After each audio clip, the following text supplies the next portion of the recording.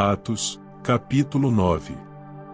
Saulo, respirando ainda ameaças e morte contra os discípulos do Senhor, dirigiu-se ao sumo sacerdote e lhe pediu cartas para as sinagogas de Damasco, a fim de que, caso achasse alguns que eram do caminho, tanto homens como mulheres, os levasse presos para Jerusalém. Enquanto seguia pelo caminho, ao aproximar-se de Damasco, subitamente uma luz do céu brilhou ao seu redor. Ele caiu por terra e ouviu uma voz que lhe dizia: Saulo, Saulo, por que você me persegue?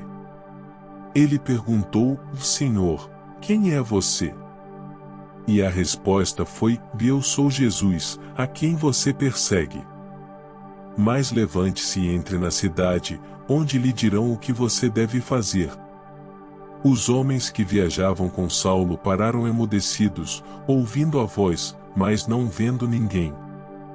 Então Saulo se levantou do chão e, abrindo os olhos, nada podia ver.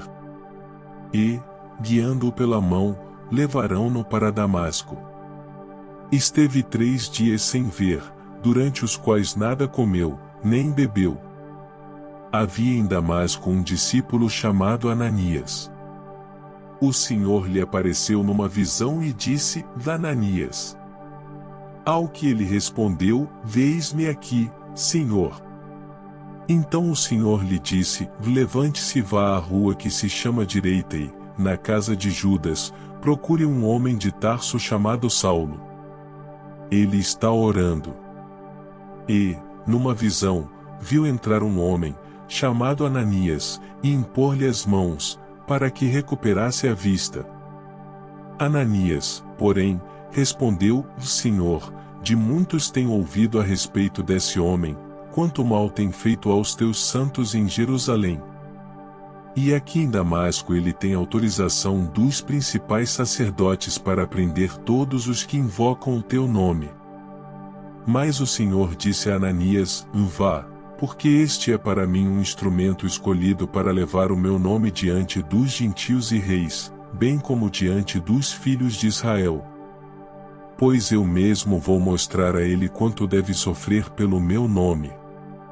Então Ananias foi, entrando na casa, impôs as mãos sobre Saulo, dizendo: Saulo, irmão, o Senhor Jesus, que apareceu a você no caminho para cá, me enviou para que você volte a ver e fique cheio do Espírito Santo. Imediatamente caíram dos olhos de Saulo umas coisas parecidas com escamas, e ele voltou a ver. A seguir, levantou-se e foi batizado. E, depois de comer, sentiu-se fortalecido. Saulo permaneceu alguns dias com os discípulos em Damasco. E logo, nas sinagogas, proclamava Jesus, afirmando que ele é o Filho de Deus. Todos os que ouviam Saulo estavam atônitos e diziam: Não é este o que exterminava em Jerusalém os que invocam o nome de Jesus e veio para cá precisamente para prender e levá-los aos principais sacerdotes? Saulo, porém, mais e mais se fortalecia e confundia os judeus que moravam em Damasco, demonstrando que Jesus é o Cristo. Decorridos muitos dias, os judeus resolveram matar Saulo. Mas ele ficou sabendo do plano deles. Dia e noite guardavam também os portões da cidade, para o matar. Mas os discípulos de Saulo tomaram-no de noite, colocando-o num cesto, desceram-no pela muralha. Quando chegou a Jerusalém, Saulo procurou juntar-se aos discípulos de Jesus. Porém todos tinham medo dele, não acreditando que ele fosse discípulo. Mas Barnabé, tomando-o consigo, levou-o aos apóstolos.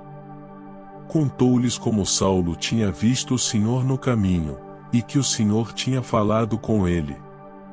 Também contou como, em Damasco, Saulo tinha pregado ousadamente em nome de Jesus. E Saulo ficou com eles em Jerusalém, entrando e saindo, pregando ousadamente em nome do Senhor. Falava e discutia com os helenistas, mas eles procuravam matá-lo. Quando isto chegou ao conhecimento dos irmãos, levaram Saulo até Cesareia e dali o enviaram para Tarso.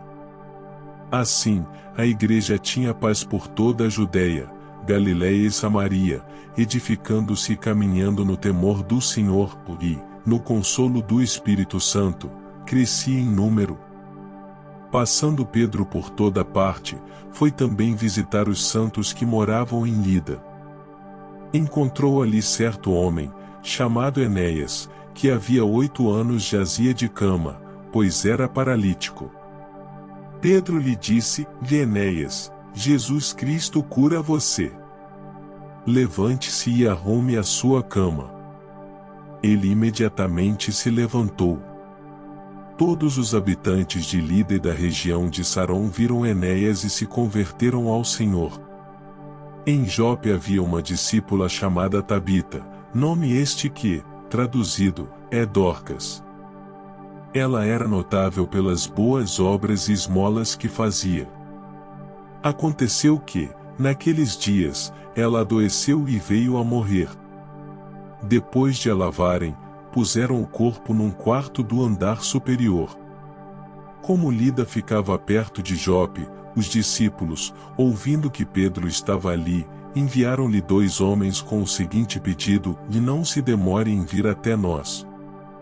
Pedro se aprontou e foi com eles.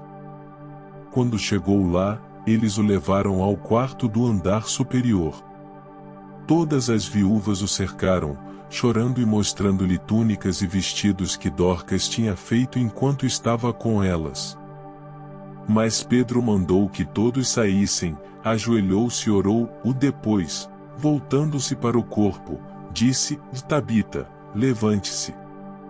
Ela abriu os olhos, e vendo Pedro, sentou-se.